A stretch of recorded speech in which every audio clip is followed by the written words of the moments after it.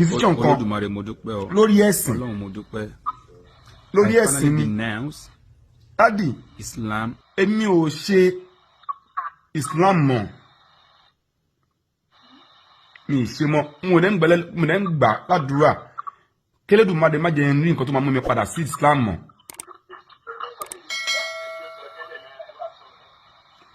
Nínú nǹkan tí mo rí, nínú wà, nínú ìṣesí, nínú mọ̀, mo rí pé wọ́n fi ẹ̀sìn Islam tàn wá ní o.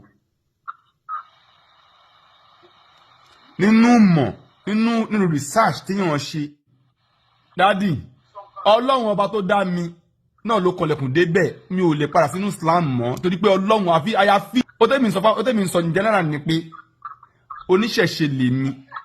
Ọlọ́run náà dẹ̀ là ń pè tó bá wọ́n máa yá. Ádì ẹ wò ọ̀fọ̀ 4,000 religion wà láyé. Ó ń pè àwọn Ṣáínà lẹ́lẹ́bọ. Ṣáínà ló tẹ Kùránì àti Bible o. Yes! Ẹlẹ́bọ̀dẹ̀ ni wọ́n láti ọ̀rọ̀ ẹ̀sìn. Ṣáínà ló tẹ Kùránì àti Bible. Tí wọ́n bá ti mámi ẹ̀ máa gbọ́ mámi, ẹ̀sìn tèmi ní ẹ̀sìn tí mò ń ṣe nìyẹn. Tí wọ́n bá ti stop láti máa bú àwọn ẹ̀sìn wa, èmi náà ò ní bú tiwọn mọ́. Èyí tán bá wà bàbá lórúkọ jẹ́ tó fi dé ibi tó dé yìí lọ́jọ́ èní náà nìyẹn. Tó fi dé náà dọ́kà máa rí èṣù ní ẹnìkan aburú. Èṣù kìí ṣe nǹkan ẹni aburú. Èṣù kìí ṣe ṣàìtọ́n. Tó fi rẹ́ṣù ní èṣù aburú. Ààrẹ tọ́tọ́ wà náà mọ́mì. Ààrẹ tọ́tọ́ wà náà lélẹ́yìí o. Wọ́n tàn wá débẹ̀ ni. Ẹkún mọ̀ pé mi ń lo ẹtẹ́tẹ́lẹ̀ mi kí ń lo ọṣẹ. Mi ò lò kankan, mi ò dẹ́ni máa lo ọṣẹ náà mi sọ pé máa lọlé babaláwo. Ààrẹ tọ́tọ́ fi tàn wá náà lélẹ́yìí Daddy. Èmi ò ṣe mọ́ Islam tó bá máa yá.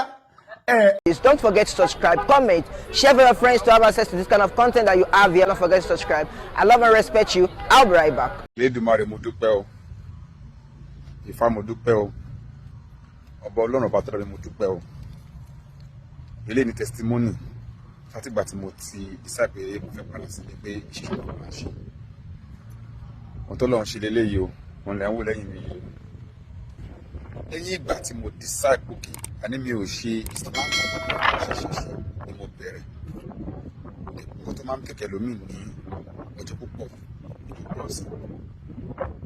Wẹ́rẹ́ ló wọlé tèmi o. Méjì ni mo rà lẹ́ẹ̀kan náà. Dúpẹ́ fún Olódùmarè ọba tó dáa.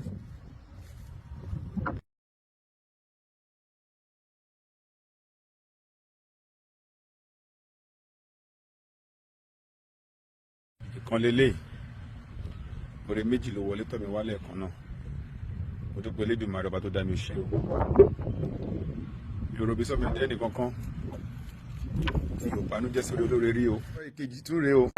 This is ODUA TV Watch. Don't forget to subscribe, comment your opinion, like, comment and share so that other people can get access to what you enjoy on our channel. Thank you. We love you.